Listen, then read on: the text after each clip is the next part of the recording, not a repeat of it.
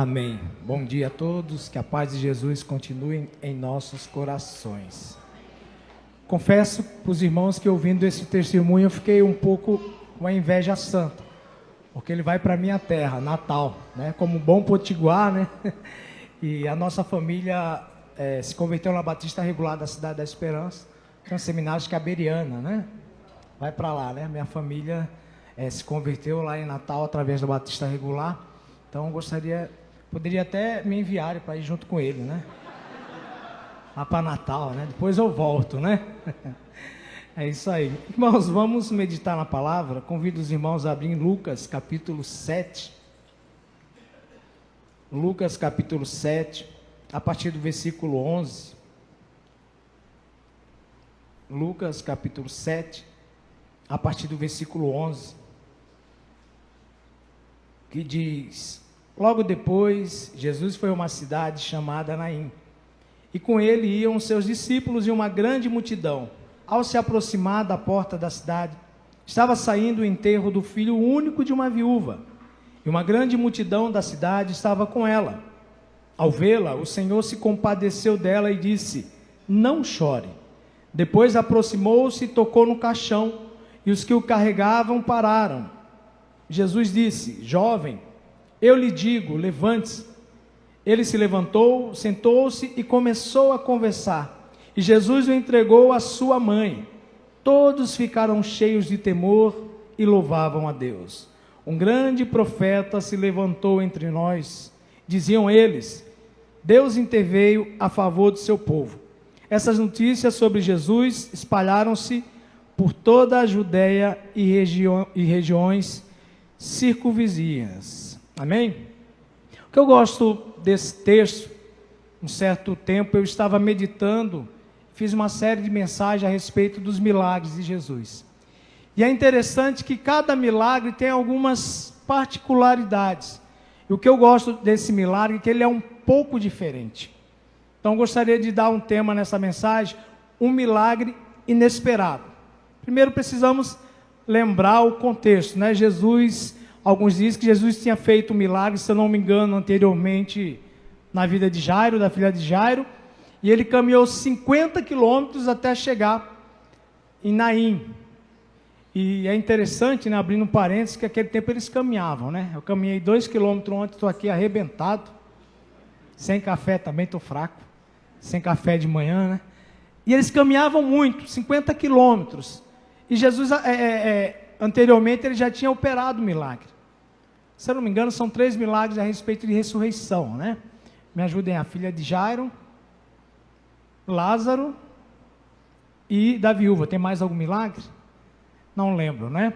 Então esse aqui é um milagre que fala a respeito da ressurreição, onde Jesus ressuscitou. O que é importante saber? Primeiro, ela era uma viúva. Nós sabemos que naquele contexto as mulheres já sofriam muito, eram tidas praticamente como alguém bem excluído, e ainda ela era viúva, ou seja, e perdera seu único filho.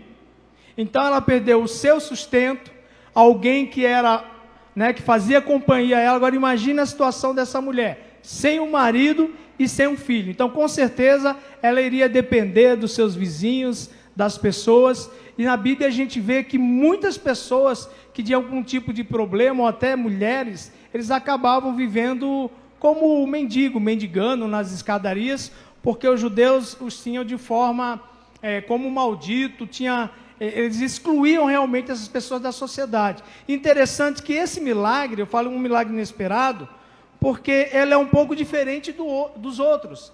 Nesse milagre, Jesus não foi acionado. Jesus não foi, ninguém clamou como o cego: filho de Davi, tem misericórdia de mim. É um milagre diferente, porque imagine, a mãe estava levando o seu filho, o único filho, para ser enterrado. Estavam saindo da porta da cidade. Por quê? Porque um cadáver era tido como algo impuro, então eles não podiam ser enterrados dentro dessa cidade.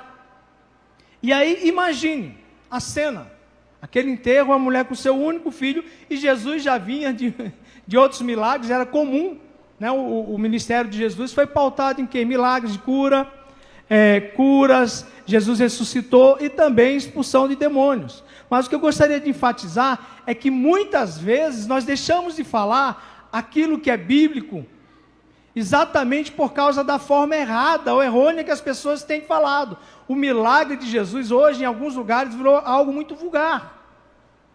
Mas não é por isso que nós vamos deixar de pregar que Jesus ainda continua operando milagres, amém? Então, havia uma necessidade. Mas o que é interessante, algumas considerações importantes. Primeiro, sem fé é impossível agradar a Deus. Diz lá em Hebreus. Mas, em alguns casos da Bíblia, Jesus operou para que houvesse ou acrescentasse fé ao coração do homem.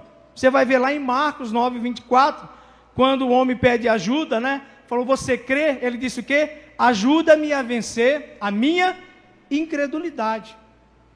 E muitas vezes nós estamos assim, precisando de um milagre, mas estamos um pouco incrédulos.